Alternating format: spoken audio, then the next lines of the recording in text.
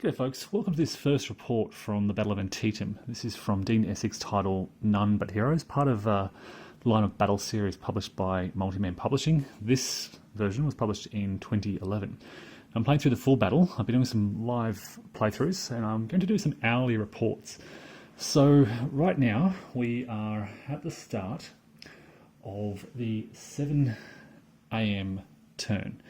You can see McLaws's division off in the distance. They've arrived, he's had his nap, and he has been sent orders by Lee. They haven't yet arrived, but he will be ordered to move to the, I'm just really paraphrasing here, the left side of Jackson's division out here, and move along Hagerstown Pike, actually counterattacking Union forces. McClellan is still asleep. He'll wake up at the 7:15 AM turn, and at that point the Union will be able to start issuing orders.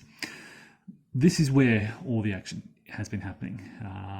The Union got off to a great start with some great sort of counter-battery fire, causing a lot of hits on this Confederate cavalry. If I just take a quick peek, you can see they're down to 2 SPs, they're down to 1 SP. We've had a couple of these batteries eliminated.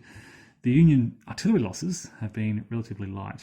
Just the 1 SP there, and that's about it for Union artillery.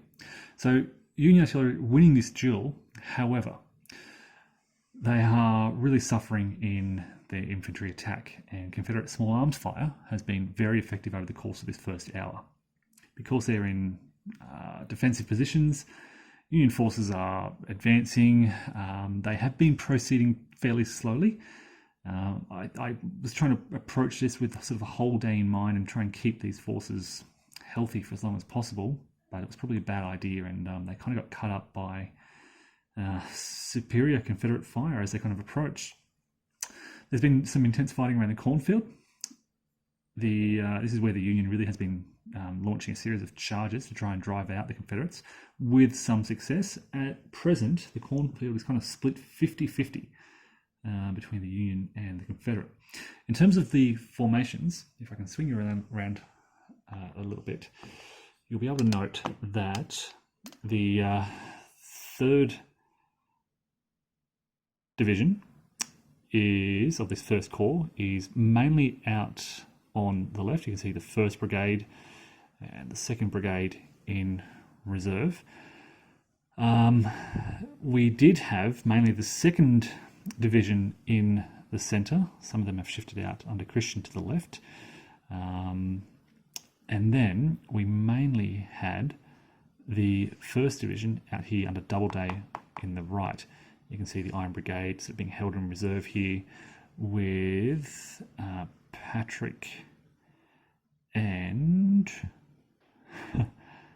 I'm trying to find the other leader. He's around here somewhere. He might be on the Doubleday here. No, they're around somewhere. Here we are, under Shaken Canners. There he is, lost a replacement. 2nd Brigade of the 1st Division in this area. But as I said, they've all been really badly cut up. We have had a lot of Union losses. Just quickly looking at the loss pile, about 8 regiments, probably more, maybe 9 or 10, and about 9 regiments lost over the course of this first hour, compared to just 3 pretty small Confederate regiments. So a bit of a rough start for the Union out here. We do have the just off camera down to the south, the first elements of the 12th Corps beginning to arrive, and they have orders, historical orders, to support Hooker and Hooker's Corps in the attack by advancing up their left flank. So they'll be moving into this open area towards the sunken road, as you can see in the distance. That'll be the immediate, I guess, over the next hour. As I said, 12th Corps driving up through here, continued fighting by the 2nd Corps, the 1st Corps around here. McLaws will come down here and so we'll see continued fighting in this area. But pretty soon, McClellan will wake up and he'll issue some orders, and, well, to be honest, I don't exactly know what he's going to do at this stage. We'll see how things unfold in the next 15 minutes or so. A lot of options with a lot of Union forces out east of the Antietam, so a lot of choices available. Time will tell what happens and how this unfolds. So as I said, folks, it is the start of the 7 a.m. turn, just finished the 6:45 a.m. turn. Stay tuned and I'll report back soon. G'day folks, welcome to this second report from the Battle of Antietam. This is the full battle scenario, the day of battle. It is currently the start of the 8 a.m. turn, so we're just at the end of the 7:45 a.m. turn, and it's now been 2 hours since the battle started, 8 turns in, and divisions now need to roll for fluke stoppage. And incidentally, the very first roll was out here with Meade's division, the 3rd Division of the 1st Corps. So they failed their fluke stoppage roll, he failed his leadership roll, and they are pulling back to the rear.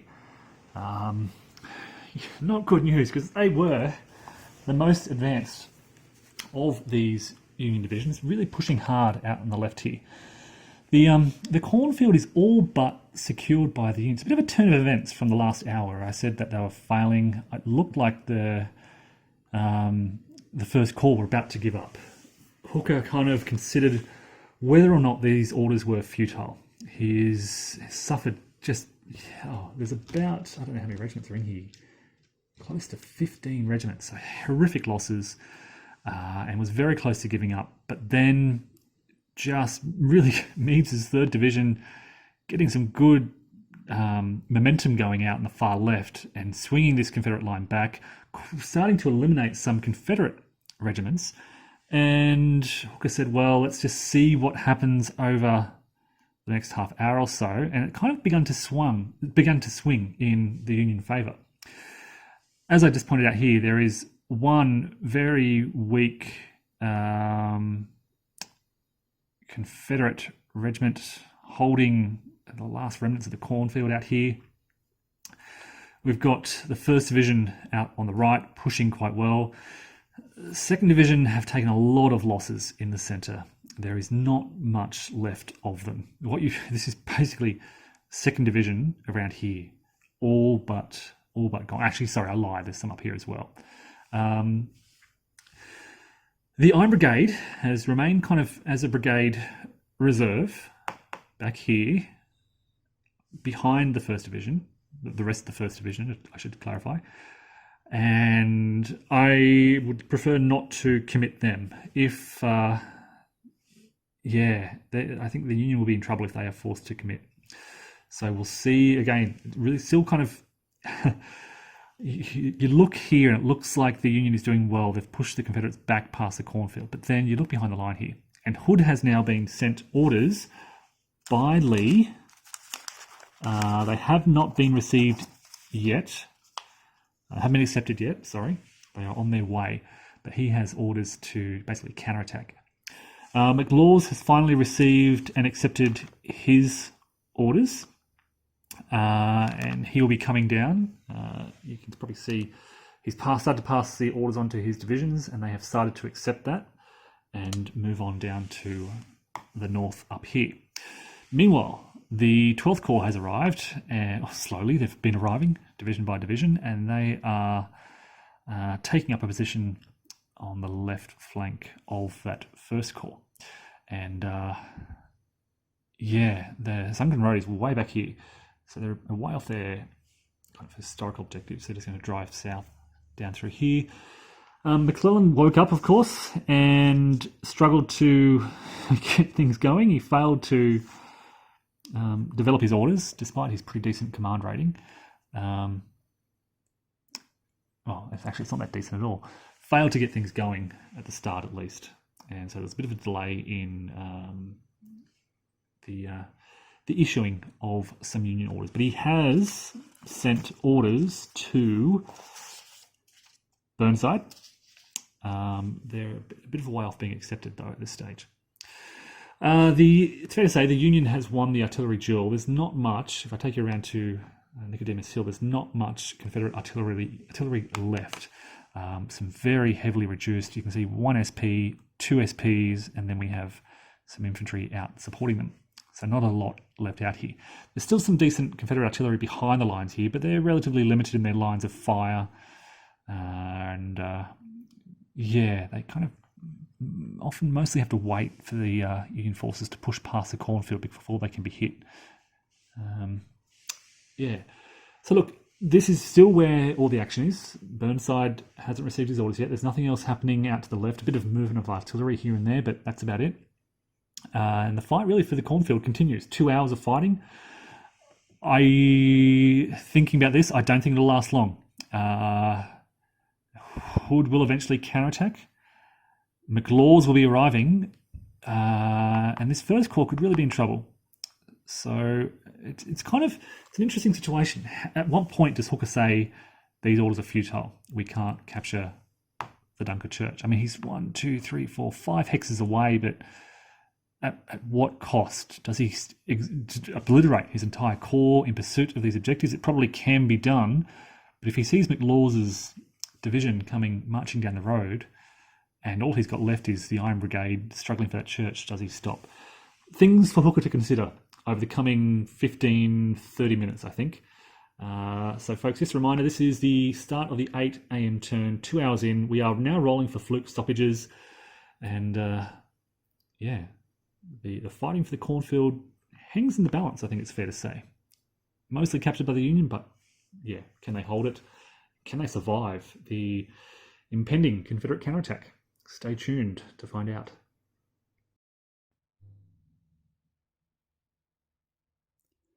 G'day folks, welcome to this 9 a.m. report from the Battle of Antietam. Of course, Number Heroes, part of DNSX's Line of Battle series. This is the situation at the end of the 8:45 a.m. turn. We've had some 5th Corps reinforcements arrive from the northeast, and they've rejoined their command. Burnside has been issued orders to attack on the left flank. He has accepted those and will pass them on to Cox, who now has to roll for those orders. McLaws received orders and accepted those, and he has passed them on to his divisions, who have been gradually accepting those, and they've now moved down to the north here towards the cornfield. They've been ordered to support this counterattack, this Confederate counterattack. So you can see McLaws's division out here, 2 brigades with a few more coming up from behind. Hood also received orders to counterattack through the cornfield, and took him some time to accept those, but now we have the Texans in action, and they're immediately striking just before their attack. If you look at these troops here, the Union line ran pretty much along here, and they had captured all of the cornfield and were approaching Dunker Church down there. And then the Texans counterattacked, and fresh Confederate troops very quickly pushed the Union back. And it's looking a bit scary for the Union. We did suffer fluke stoppage down here, Meade's division, and they have failed to make an attack recovery over successive turns. We've also just suffered a fluke stoppage from Green's 2nd Division of the 12th Corps, and this is really disappointing for the Union because this is a pretty large division, and this is where the Union success was. You can see where 1st Division of the 12th Corps have pushed all the way down here towards the Sunken Road. They've been working closely with the 1st Division on their left flank, pushing through here. Confederate positions were all out along this sort of edge of the plateau, and have been doing quite well. And then, of course, the 1st Division now finds itself unsupported and in a bit of trouble. There are some very strong regiments here, but I don't know what they can do without this 2nd Division help. They're going to need these guys to come up and help them out. If you may notice the sort of so up until half an hour ago, the battlefield had been moving up here, and then the Texans counterattacked, and now it's sort of swung. You've got 12th Division, 12th Corps up here, and the line's now stretched down here, almost running north to south, and it's cut the cornfield in half. There are two sort of stacks of Union forces who have, well, very low strength regiments coming together to try and hold. This is kind of the remnants of the First Corps along here. The Iron Brigade still being held back as a last sort of stand. I guess Meade's forces are here as well to defend, to protect that left flank, but these are all pretty weak. One of the reasons they are struggling to make their attack recovery is because they have lost a lot of dead units within their division. So yeah, there's this big impending Confederate counterattack. The Texans are attacking. They have already suffered some losses, but they've recaptured part of the cornfield and part of that ridge there. You've got McLaws towards the west here. He's about to attack. He has attack orders and is passing his fluke stoppage.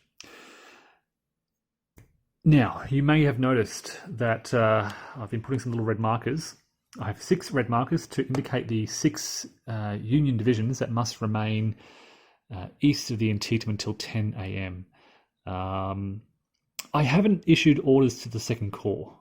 I know this happened historically, but I wanted to really give a priority to Burnside and have his corps attack and get them into the action as quickly as possible. So I was thinking about holding the 2nd Corps back. Because of these restrictions with keeping infantry divisions east of the Antietam, I thought, well, I'll prioritise Burnside's corps. If I can send more of his divisions to the lower bridge and to the south earlier at the expense of sending the 2nd Corps forward, it would sort of let me manage that command restriction. But because of the extra sort of time to order Burnside to do anything, and has to go through Burnside, then in Cox, and then to the division commanders, it just slows everything down, and it hasn't really paid off. And by the time they're actually moving, those 10 a.m. restrictions will be lifted, and we'll be pretty close to the historical timetable for that 9th Corps. Anyway, so yeah, look, that's kind of the situation east of the Antietam. Not much happening, basically, as these orders just get passed along.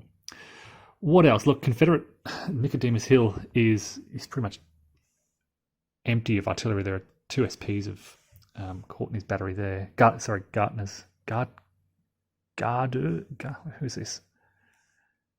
Garber's battery remaining. The rest have either been eliminated. There are a lot of dead Confederate artillery, or they've run out of ammo, and they've had to leave the map. I'm keeping track of these on a separate little sheet of paper. There's a lot of bookkeeping involved in this.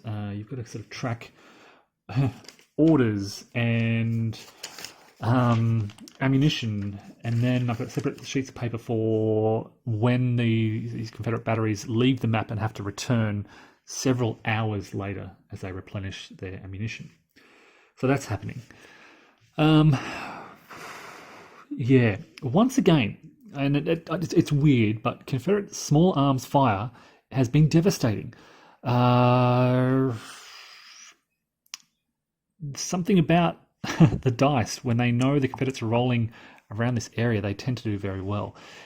Union forces have been assaulting to try and gain this ground, but Confederate defensive fire really has been crippling. They're causing a lot of SP losses among those Union forces. So at the 9 a.m. turn, it's really interesting. I mean, 12th Corps success out here on the left, but being unsupported. Confederate support out here on the Union right, with support. So, I mean, I don't know. I think I've demonstrated that this battle can really swing back and forth, and you don't really know what's going to happen. It looks bad for the Union. I'll say that much, because they've Hooker decided to keep pushing and try and achieve his objective, and it was kind of, look, there's kind of this gap around here, just in this last 15-30 minutes. Ripley's brigade has been wiped out, so they're making success. They're kind of about to hit these Confederate guns behind the line, There's not much Confederate infantry in this area. Basically, there's a gap along here. You've got the last remnants of Ripley's brigade, 5 SPs with smoothbore muskets, and then you're hitting SD Lee's artillery behind the lines.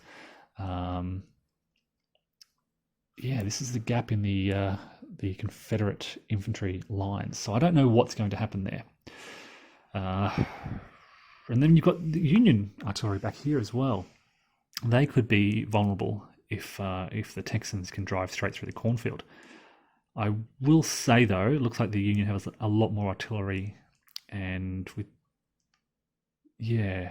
less threatened than the Confederates. So look, you've got this swinging line, and I don't know what's going to happen, but I will keep playing and I will report back soon and let you know what happened around this really pitched battle around the cornfield, with really the kind of almost the Dunker Church, or the hills east of the Dunker Church, as the kind of the pivot point of this fighting. It's fascinating how it all unfolds. All right, folks, I will continue and report back soon. Okay, folks, here's the situation at 10 a.m. We're just at the end of the 9:45 a.m. turn at this Battle of Antietam from None But Heroes. And again, this is where all the action is, out here around the cornfield. The front lines have really pivoted around the cornfield in an interesting way. As the Union advanced, the 1st Corps started to suffer losses. 12th Corps began to support their left flank, but Hood's division sort of drove on the right flank of Union forces, and it's resulted in this sort of pivoting of the line to something like this. It almost runs north-south along the plexiglass edge.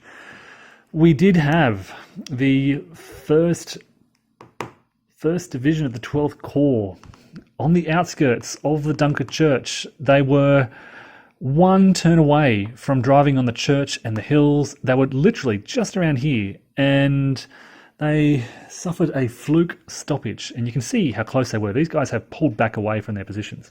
So they were way up here, about to seize that key ground, and frustrating fluke stoppage has stopped them cold. They have not, however, suffered any dead units, so they may be able to get a decent roll for attack recovery. Meade has failed to make any attack recoveries, and the rest of the 1st Corps, out here on the right, still under attack orders, has been desperately holding their ground. If you look out here, this is sort of the left flank of McLaws's division attacking, and they've got open ground through to the rear of the Union positions. There's a couple of artillery pieces. There's 2 here, Thompson and Edgell's batteries, facing off against quite a lot of relatively strong Confederate regiments. These are mostly full strength, 5, 3, 4, with some more Semner's brigade bringing up the rear. It doesn't look good for the Union in this area. Really relying on desperate defence. These guys have done remarkably well, this Iron Brigade, to hold this ground in the face of this onslaught. We've got basically Union artillery firing still shell. They're just out of canister range, but very close to it. But isolated. They don't have infantry support. McClellan also continues to fail his orders. He has issued orders to Burnside, which have been accepted by Cox, but none of the divisions of that corps have accepted. He sent orders to Sumner, which have not been accepted yet. He sent orders to the 5th Corps, which have not been accepted yet. So, failing from command issues, even when those orders are accepted, even when, they're accepted, there's a long way to go to bring them all the way over here to support this defence. So there's trouble. There's a lot of trouble out in this Union right flank. A lot of this 1st Corps artillery in difficult positions. This is the North Woods here, and they don't have lines of sight out this area, so they're in trouble. Would love to we need an initiative roll, basically. And then we've got D.H. Hill's division in the Sunken Road, and they are contemplating an initiative role to begin the attack. We'd have sort of elements of the 2nd Division of the 12th Corps looking pretty isolated and in a bit of trouble. We also have Anderson's, way off in the distance, Anderson's division now on the march to the north. They have move orders. They've been ordered to move into this this cornfield here. They were issued quite a while ago. If I can find the order sheet, they were issued at 8:30 a.m. They've been accepted slowly by Anderson, but his troops are now on the move. It's coming at a good time. They'll be able to move in here and fill that gap, basically, in the Confederate lines. Still, of course, have Ewell's division behind the lines in a couple of areas. Then they are not under attack orders. And Confederate artillery now moving back up into the hills in the west out here. So, yeah, that is basically the situation. Still waiting for 9th Corps to get a move on. Waiting for all the other corps to kind of think about their orders. McClellan could also issue some more orders. Maybe he'll do that in the coming turn. Get perhaps, I think it's 2nd Corps moving. A lot he could do. He's been kind of sitting around doing not a great deal. But now those 10 a.m. restrictions have lifted, he'll probably be more active, I hope. What else is happening? Look, the loss of regiments is pretty much balanced now. There have been a lot of Confederate losses as they've advanced. 12th Corps is remarkably healthy. They have pushed really well on that left flank before they suffered that fluke stoppage. I don't think there have been any lost regiments from... Oh, sorry. One lost regiment, which is unfortunate because I think that affects their attack recovery roll. But... yeah, it's a one SP regiment. That's unfortunate. Other than that, they're looking really good. So, folks, as I said, heading into the 10 a.m. turn, we will see what happens around this cornfield fighting, and I'll report back soon. Okay, it is the end of the 10:45 a.m. turn. We are just on 11 a.m.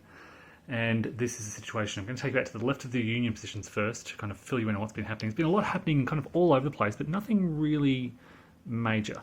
Out on the far left here, of course, 9th Corps started to move off about an hour ago. They, the 1st Division, not the 1st Division, the 3rd Division, which was the 1st Division to move off, received their orders, confirmed their orders, and began shifting. They've been ordered to cross Snavely's Ford in the south. Shortly thereafter, 1st Division activated, and they've been ordered to cross the lower bridge. The other 2 divisions, under Sturgis and Scammon here, have not yet accepted those orders. So at this stage, the Union artillery of the 9th Corps has finally started to open up, and they've eliminated a small Confederate battery, but that's about it for this stage. Confederates yet to respond, although... Seeing this movement, Lee has issued some orders to D.R. Jones to move some of his brigades to confront that crossing of the lower bridge. In the centre here, really the centre of the Union position here, behind the east of the Antietam, McClellan has really failed with a lot of his command roles and has struggled to issue orders. It's just basically caused a lot of delays. He has finally issued orders to Sumner's 2nd Corps, but there are special rules guiding this Corps' acceptance of orders. And when they get their first attack order, they basically get a sort of a disruption effect. And what happens is the Confederates can give that Corps, or rather the 1st Division of the Corps, to accept those orders, any orders they want. So the Confederates have basically rewritten this to cross the upper bridge and attack the west end of the sunken road out here. So they're going to drive straight through the centre here, right into, well, where the Confederates want. This is where Anderson's division has just moved and set up. So there's a lot of Confederate forces in that area. They're walking right into, well, a very bloody angle. We'll have Confederate forces on their left and right flanks. The other divisions have to follow, but they don't have to followed too closely. They have to kind of adhere to orders that make sense. It's a bit complex, but basically we've got French's 3rd Division of the 2nd Corps marching straight through the valley. And they can stop following those orders, those absurd orders, once they suffer, I think, their first destroyed regiment. McClellan has issued orders to Mansfield. This came about an hour ago, when the situation on the Union right position, when these guys had actually suffered a fluke stoppage. So he issued them orders. They kind of retreated back. McClellan issued them orders to shift to the right of the Union position. Then they made an attack recovery and are back in the attack in the south.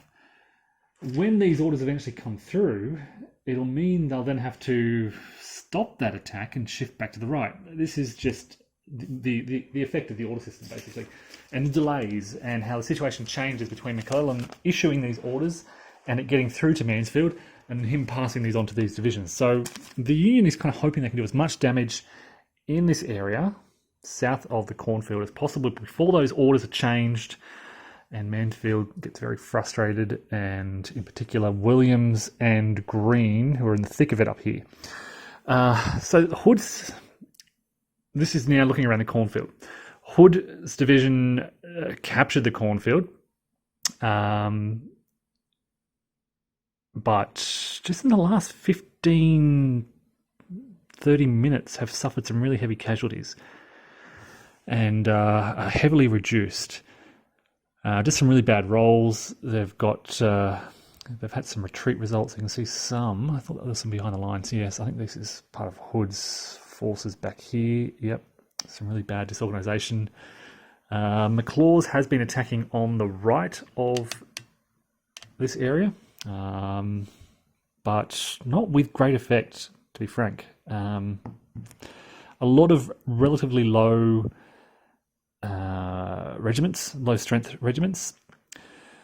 You may notice Confederate artillery has been posted up on the hills, back on Nicodemus Hill, and back on, is it Houses Hill up there, I think it's called.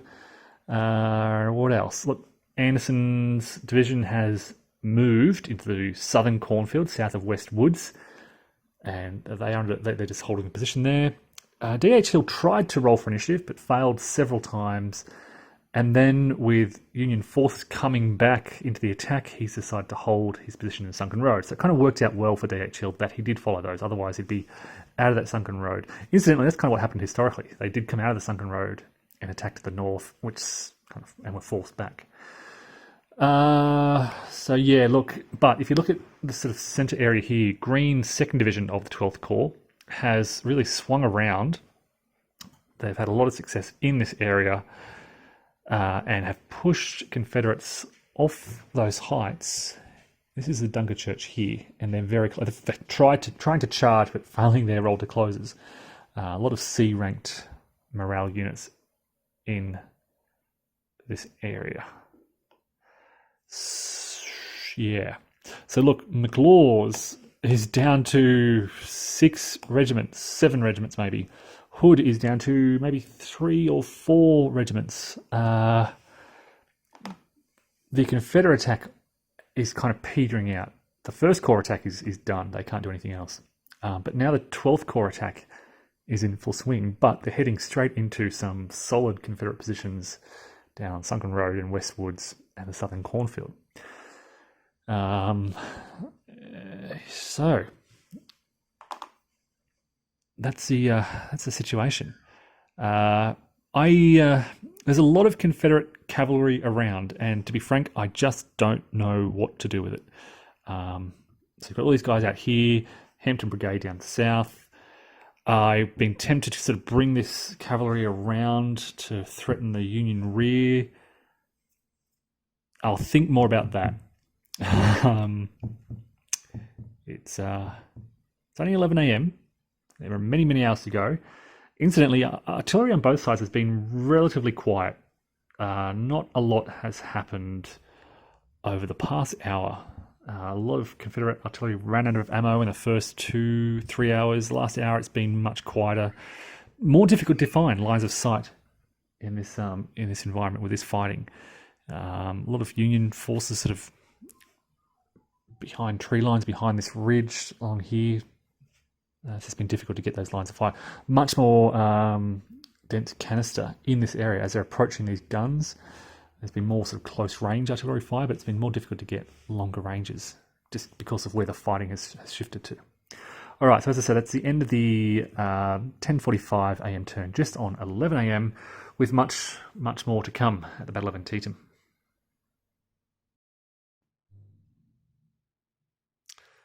Okay, so here we are at the end of the 11:45 a.m. turn at this Battle of Antietam from Numbered Heroes, and the fighting up in the north here has really died down. A couple of things happened over the past hour. So, McLaws was attacking on the left of the Confederate lines. Hood straight in the middle here. The 12th Corps suffered 2 fluke stoppages, but were able to quickly turn that around with attack recoveries and get back into the action. McLaws sent most of his division out here on the sort of far right of the Union flank and straight into the mouths of these guns and just were crippled.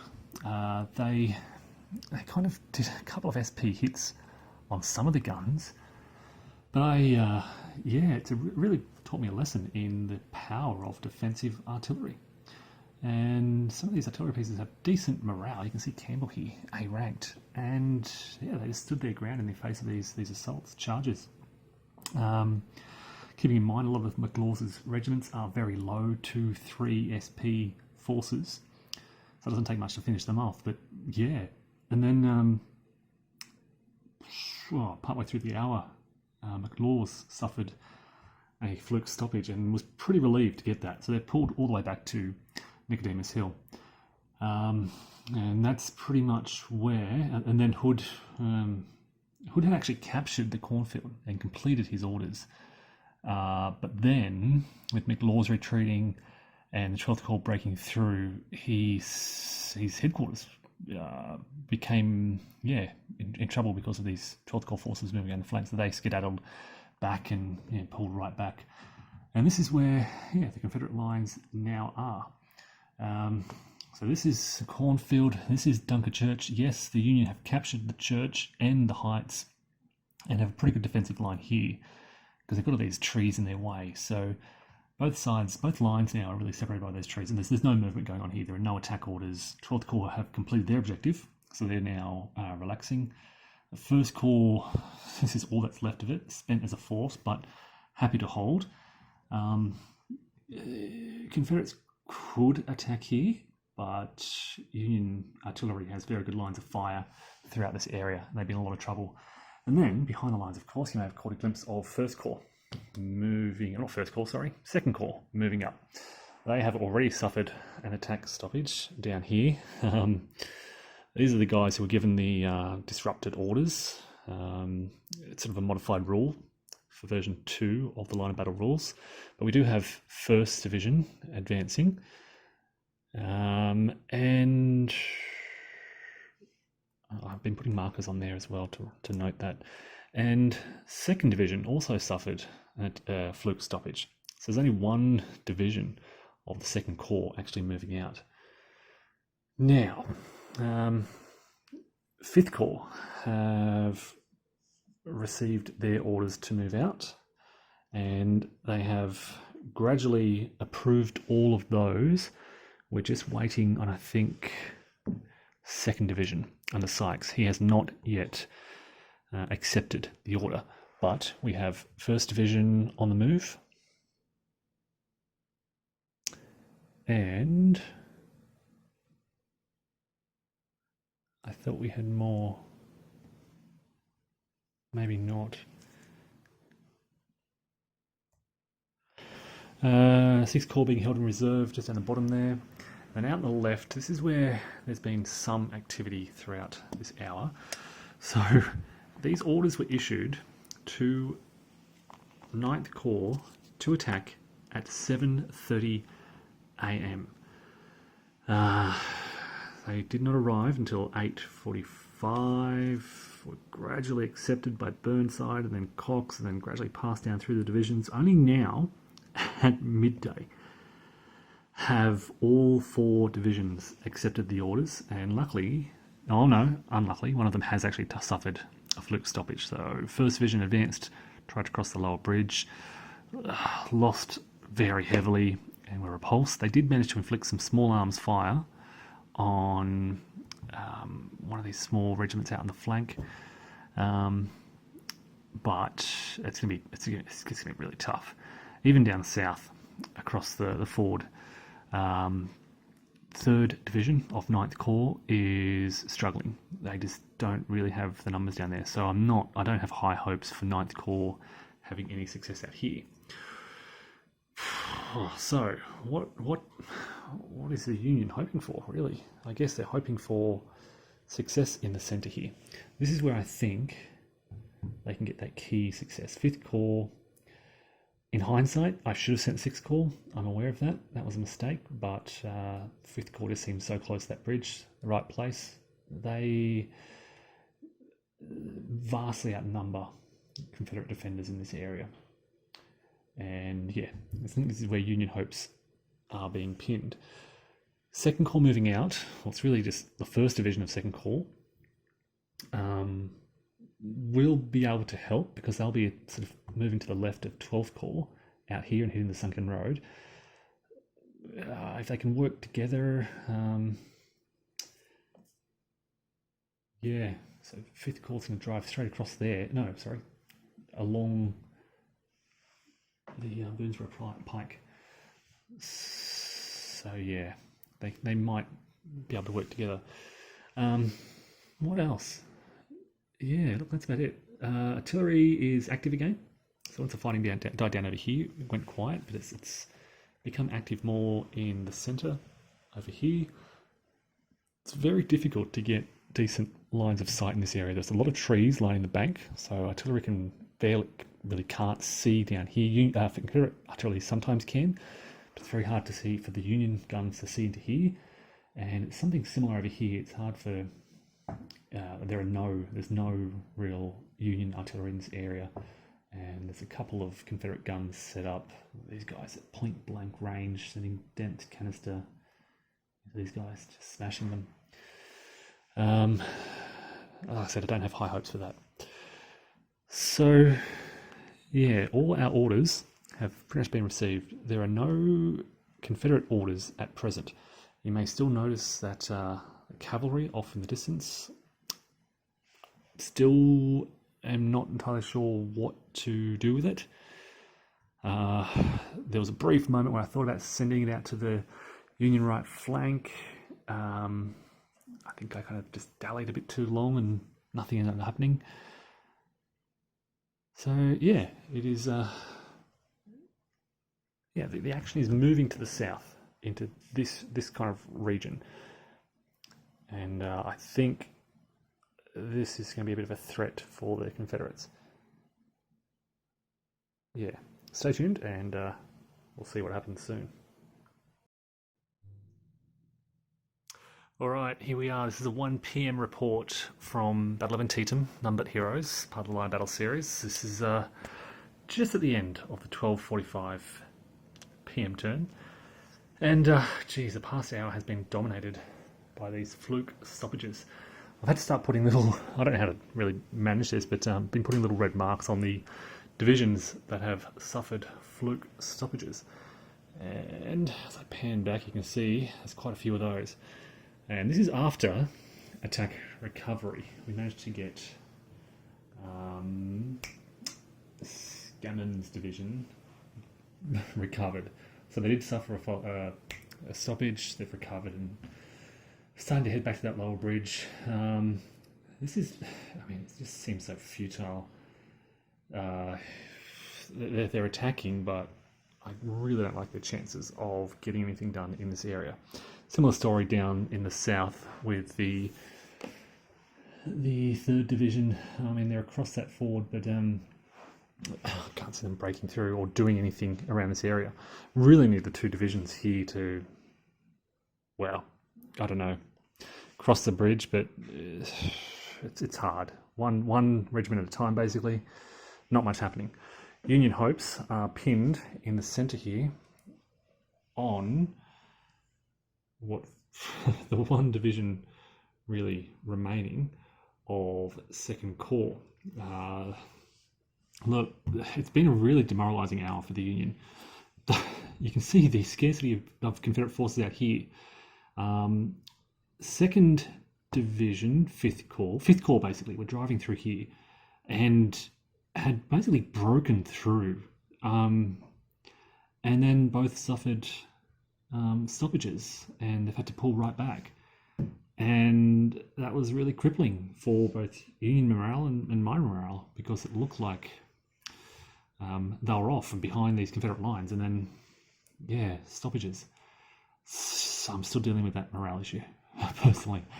But look, 1st Division of 2nd Corps is doing really well out here. They're, inflicting a lot of losses on the Confederates. They're about to run into their guns. They're kind of turning the flank behind the sunken road by themselves. They don't have any support. 3rd Division is, about a mile behind them, and 2nd Division is at another mile behind them. So, yeah, it's up to them. I have issued some orders. So I've reissued orders. Well, yeah, I've issued orders. Actually, Lee has issued orders to Anderson to come across, bring us some of his divisions over here and stop this. Other than that, just a lot of attempts to roll for attack recovery among the Union forces. And the rolls aren't going well, basically. Nor are there fluke stoppage rolls. So just a lot of really bad rolls for the Union, preventing this battle from actually happening. Taking a big picture look, we basically have this is 12:45 p.m, middle of the day, and we've got 2 divisions in action. Way down south here, and yeah, this division is the 9th. But again, I have no hope at all for this. So everything, I think Union hopes really rest on the 1st Division for the next hour at least. You can really feel that sort of demoralization because of all these fluke stoppages. It prevents divisions getting to action. It prevents the infantry from fighting the battle. It prevents the battle from really being fought. Kind of stuck here rolling dice and hoping that I can actually bring these units up and get them to attack and get the job done. So look, like I said, focusing on attack recoveries. That's about it. I thought I issued some more orders. I'm tempted to get 12th Corps. I thought I had, but I hadn't. I just thought about it. It's going to take at least an hour if I want to get 12th Corps back in the action, and that makes them vulnerable to a counterattack because there's a lot of Confederates out here on the Union right. So look, folks, still going at it. 1 p.m. Over 7 hours of fighting done, and here we are. I'll report back soon. All right, here's the situation at Antietam at 2 p.m. And if I just take it to the left here, all those red dots on the 9th Corps means more fluke stoppages and more failures to make attack recoveries. I'm pretty much done with the 9th Corps. I see this as a futile position. I'm not going to attempt to cross that bridge. It is just, with the resources the Confederates now have down there, keep in mind there were some orders to reinforce the west side of that bridge. It's impossible to cross. One regiment at a time. They land on the bridge basically, they get blown apart, they retreat, another unit comes in, and then, amidst all this we get these fluke stoppages.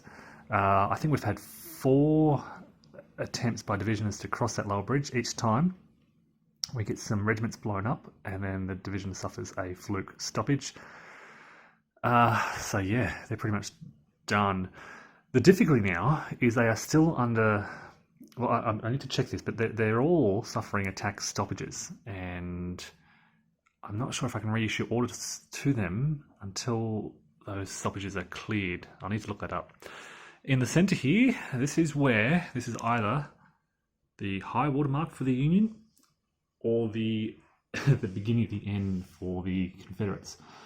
It's amazing what Richardson's 1st Division of the 2nd Corps have done here.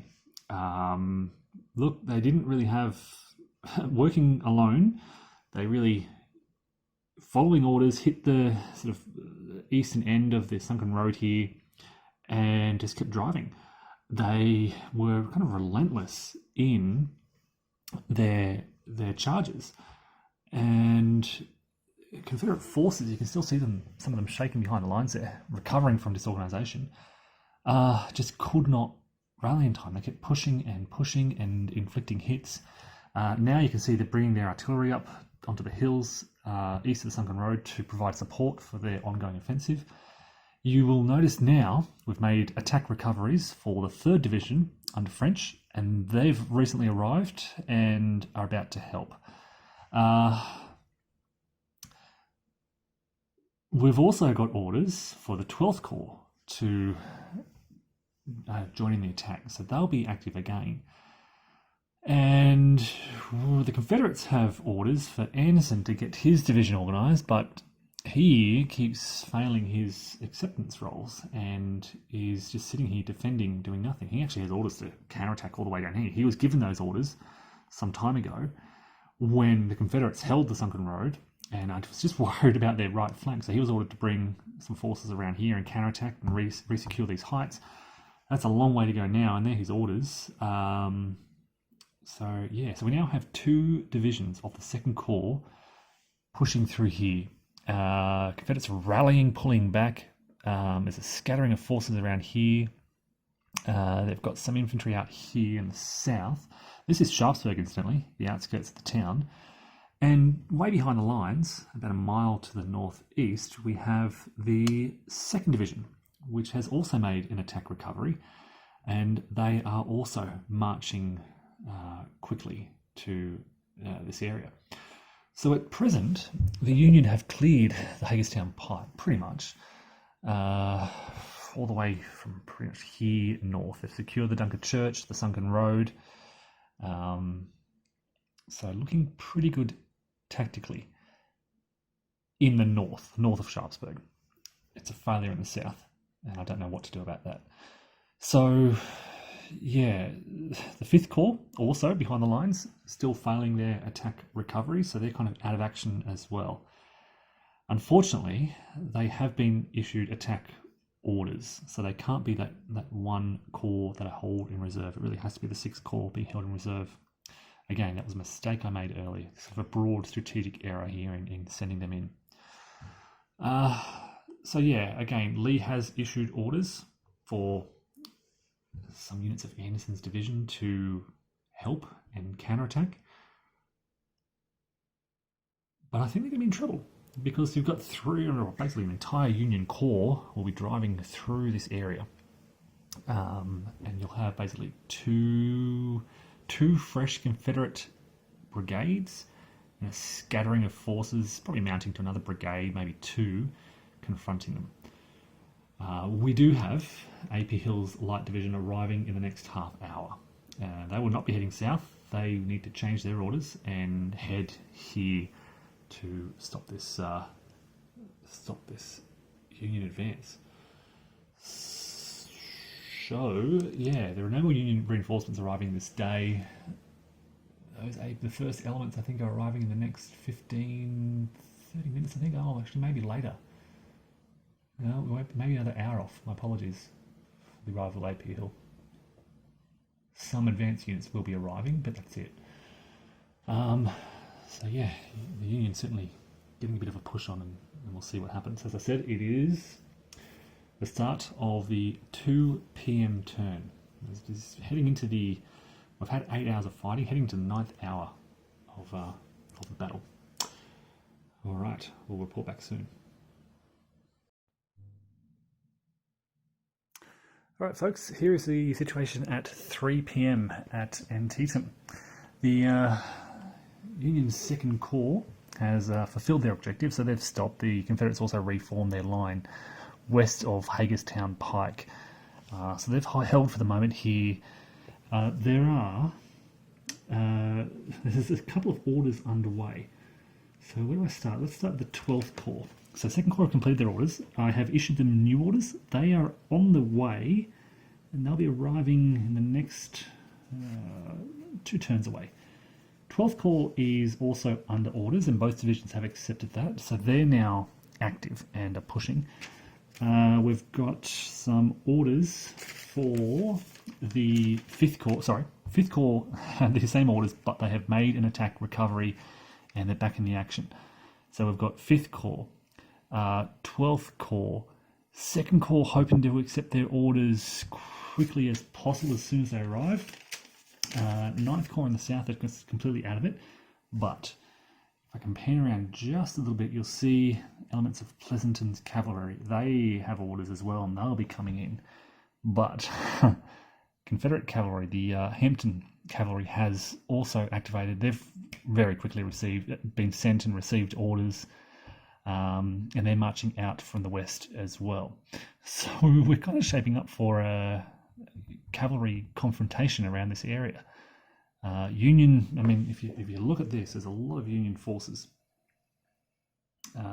in this area, and if they don't suffer a fluke stoppage, they should be able to punch straight through Cemetery Hill, through Sharpsburg, and really undermine the Confederate position.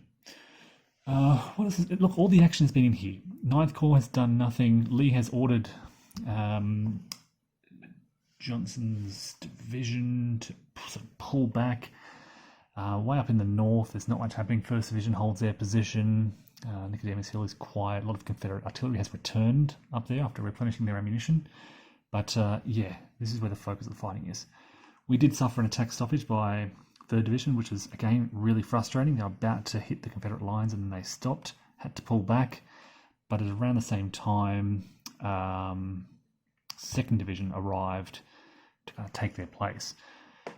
We're just hoping now. I mean, the Union forces have the numbers. They have the troops in this area. We're just hoping they can attack and don't suffer a fluke stoppage. What have we got here? We've got 1, 2, 3, 4, 5 Union divisions attacking maybe the equivalent of 2 or 3 Confederates. I think the Union in this area also has artillery superiority, which is going to be pretty critical as well. So, as I said, that's the end of the 2:45 p.m. turn. The start of 3 p.m. We'll play through and see how this attack goes. Okay, here we are at the end of, it's actually at the end of the 4 p.m. turn. We've played a little bit beyond the hour, just to see what would happen out here with 5th Corps' attack on Cemetery Hill. That's now pretty much been resolved, and as you can see here, Union forces have captured Cemetery Hill. They've got the sunken road, they've got the cornfield way up here, and they've really forced Confederate forces back to kind of the edge of Sharpsburg.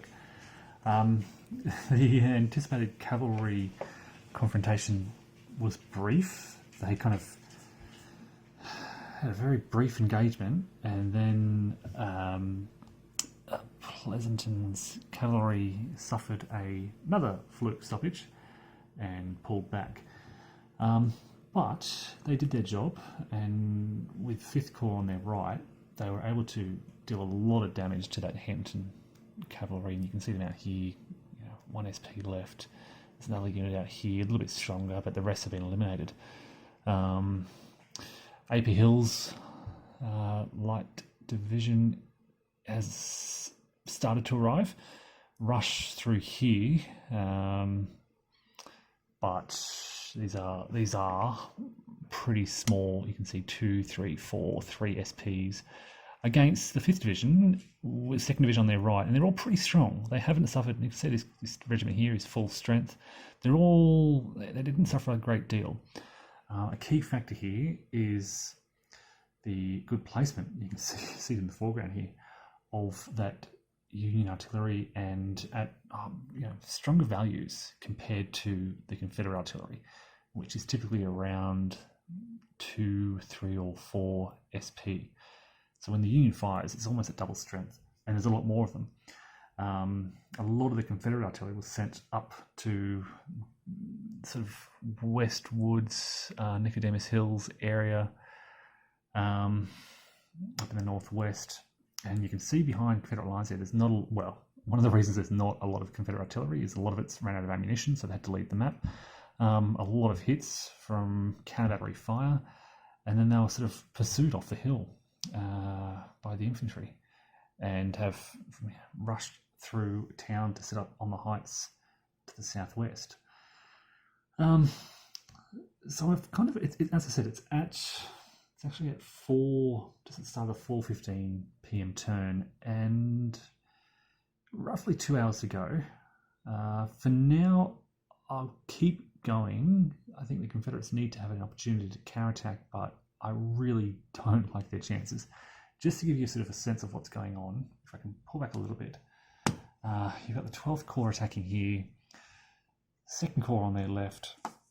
A lot of these Confederate forces are, some of these guys are actually pretty strong, but out on the right here, from here on, they're all relatively weak. And you can see there's a decent solid line of Confederate forces, but while it looks pretty strong, they're all down, you can see, to 1 SPs, 2 SPs. They're all very weak along here. These are not healthy forces.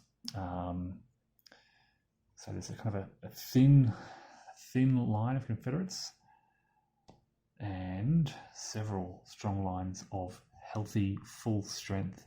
Look at these. This is the Philly Brigade, 10 SPs. So as I said, I might go a little bit further, but this is looking, at present, it is looking like a Union tactical victory. I think it's unlikely that they'll force the Confederates from the field, but they've held they currently hold the 3 tactical objectives that they need. The Cornfield, Sunken Road, and Cemetery Hill. 9th Corps, incidentally, if you're wondering what's happening with them, we have had the 1st Division make an attack recovery, and they've kind of meandered their way down to that lower bridge, but that's about it. So yeah, this is where all the action has been, in the centre. Incidentally, French continues to fail to make an attack recovery. 1 command level, he's not very good at making those die rolls. So he's left it up to the other divisions. Richardson's 1st Division, who's done a great job, and Sedgwick's 2nd Division, which, he's kind of flying up behind. Again, so that's pretty much the turn up between 3 p.m. and 4:15 p.m. and that's where we are right now. Incidentally, way off in the southwest, there are more of AP Hill's forces coming onto the board as reinforcements rushing up towards Sharpsburg to see what the Confederates can do.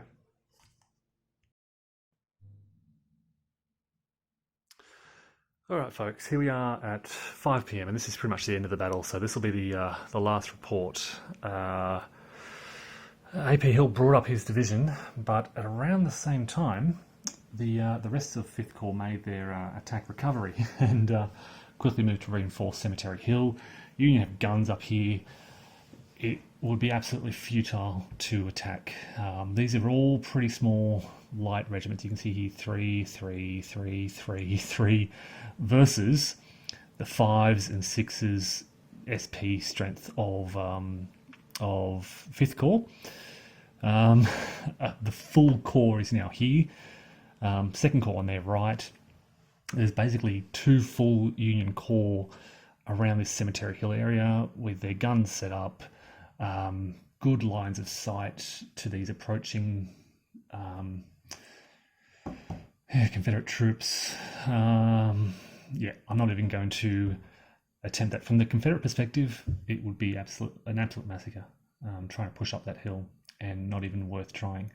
From their perspective, keep in mind they're trying to survive, and they've done that. So it is I wouldn't say a victory, but they've achieved some strategic objectives by not being pushed off the field. They've held their position. The Union has not broken through. At the same time, could the Union push is a question. Maybe not within the next hour and a half. Again, this is 5 o'clock. There's about an hour and a bit left. They might be able to make some gains, but the big risk here is fluke stoppage. The 2nd Division of 5th Corps has suffered, and they would struggle to make an attack recovery if they suffer that fluke stoppage. So there's been some suggestion that could the Confederates break out to the north? Possibly, but they've got a kind of a narrow gap to run through. Probably not within the next hour or so. You may have noticed again, I pointed this out in the last video, but these are all very, very weak. 1 SP, 2 SPs, very, very heavily reduced forces along this area. Most of them are 1s, 2s, the occasional 3. Up at the top here, 1 there. So yeah, the reason they've pulled back is because they can't fight anymore. And they're within, they're within line of sight of, must be about 40 SP worth of Union artillery facing out towards the west. From here, 12th Corps Artillery, 12th Corps Artillery, and I don't know what they were on. It must have been there. 12th Corps Artillery and 1st Corps Artillery to their right. Pleasanton has been unable to make an attack recovery, but he's not needed anyway. The last hour has actually been really quiet. Not much has changed at all. 5th Corps made their attack recovery. They moved up. They've achieved their objectives anyway. AP Hill's division moved up and stared at this defensive line on Cemetery Hill and thought, not going to sacrifice these troops for nothing. It's not even worth. You've got it may not be kind of clear to see, but there are some very solid Union lines around here. Here you've got the first line of 5s and 6s, second line, you've got the Green Troops, 20th Main here, incidentally, 8, he's 1, I don't know what he's doing there. But sort of a third line of the 5th Corps moving in, 2nd Corps available to support. They haven't, the 2nd Division of the 2nd Corps hasn't seen battle. They've got 8, 6, 10 SPs, artillery behind them on high ground. There's high ground, high elevation up here. They can see quite far. Have I sold this yet? That it's not worth charging up the hill. So as I said, Confederates can claim some sort of strategic gain. Technically, it is a Union tactical victory. They have seized or held the Hagerstown Pike, pushed Confederates off that road, almost cornered them in this southwest corner. If the Confederates start to move troops here, they'll be targeted. This is the Potomac River up here. There's a narrow corridor here. They could try to squeeze through, not using the Hagerstown Pike Road. They'd really need to head down to the southwest to to Blackford's Ford.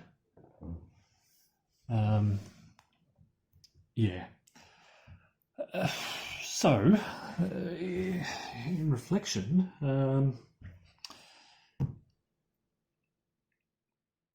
I think, Union is lucky and unlucky at the same time.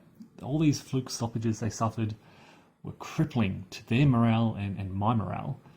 9th Corps, incidentally, they've made 1 attack recovery, but they've deemed their objective futile, so they're not going to pursue that. It's impossible to cross this lower bridge. Just hail of firepower pouring on here from all around, one unit at a time. Union can get some counter fire from across the banks, but there's lines of trees, so you can see this line of trees along here, so they can't shoot across there. They can get kind of here and I think around here, but they can't see far. You can basically see the 3 hexes right in front, so very limited visibility. So yeah, 9th Corps struggled all day. It took them, and keep in mind, I issued them orders at, I believe it was 7:30 a.m. They didn't start moving. The 1st Division didn't start moving until 10 a.m. The others took half an hour, 45, 60 minutes to follow to head towards the sunken to the lower bridge. And that was well, in hindsight, maybe I should have sent one more division down south. They did okay down there, but just not enough. It was really the actions here of one division of the Richardson's division of the 2nd Corps, most valuable division of the day for the Union, and of course 2nd Division, Sykes's 2nd Division of the 5th Corps, with that final run up Cemetery Hill. Briefly supported by Pleasanton's cavalry. Look, also the other consideration here, which hasn't really been covered by the reports, is the power of Union artillery. They put their guns in the right places, basically. If you can see behind the lines, there's not a lot of Confederate artillery, none up here. That's an oversight. They've had to pull back to the high ground up here, and there are a lot of guns out in the northwest. Too many guns out here in the northwest. They were positioned up here throughout much of the morning, midday, when that 1st Corps attack was raging, and they never really moved. And that's, partly my fault as playing the Confederates. I should have thought to relocate them further down to the south. There's so much to think about in this game. I'll talk more about that in sort of a review video, but every battery to be posted, the orders for all these divisions and corps, and checks to be made. I've got pieces of paper, it's off camera, but scraps of paper everywhere tracking ammunition and orders, and then there's old orders, and I've started to use both sides of these order sheets to keep track of all these things. So a lot to keep track of, and just a Confederate oversight on the placement of that artillery. I think it would have certainly helped up here. If they could have, there were a lot of guns up here. As soon as the Confederates ran out of ammunition, they're gone, and that emptied Cemetery Hill pretty quickly. Yes, they got some good hits off, but then they're gone. So it's kind of like, you inflict a hit and then you're out of ammo, and you have to leave the field to resupply. Incidentally, the same thing started to happen to the Union. Once they bring their guns up here, they also start running out of ammo, and they have to also leave the field. The difference for the Union is they're hitting on a lower die roll. So you've got, let's say, 6 or 8 SP firing. Let's say 6 most of the time. Even at range, if you reduce the range to the 4 to 5 column, they're still hitting on an 8 or more. So almost 50% of the time, they're hitting, and that's not exhausting any of their ammo. They only exhaust their shells on an 11 or 12, which is so anything on an 8, 9, or 10, which is fairly common when you're firing with all these guns, is hitting without exhausting ammunition. For the Confederates, it's very different. They're 2, 3, sometimes 4 SP guns, really only hitting often on a 10 or more, sometimes a 9, 10, 11, or 12. And with that 10 or more, the 11 or 12 exhaust their ammunition and they're gone. So basically what's happening is the Union guns are causing more damage without running out of ammunition. It's kind of an administrative factor for the Union with their larger batteries and more guns in this area. If the Confederates had more guns here, it might be different, but they didn't. Look, I could go on for days about fluke stoppages and attack recoveries and how frustrating it is, but let me just emphasize it really, really captures the feeling of command. Something that this title does brilliantly is capture the feeling of command, of, being in McClellan's shoes, trying to issue orders, trying to get the bloody Ninth Corps to move out. It is an amazing simulation of American Civil War warfare and the issues of command faced. There's a lot of criticism of fluke stoppages. Yes, it is immensely frustrating and damages morale, but without those rules, the Union would easily just roll right over the Confederates. So all these fluke stoppages and rolling for attack, it all seemed to create, in the long run, a really tense and exciting story. So as I said, folks, wrapping up here, Union tactical victory, but the Confederate survives.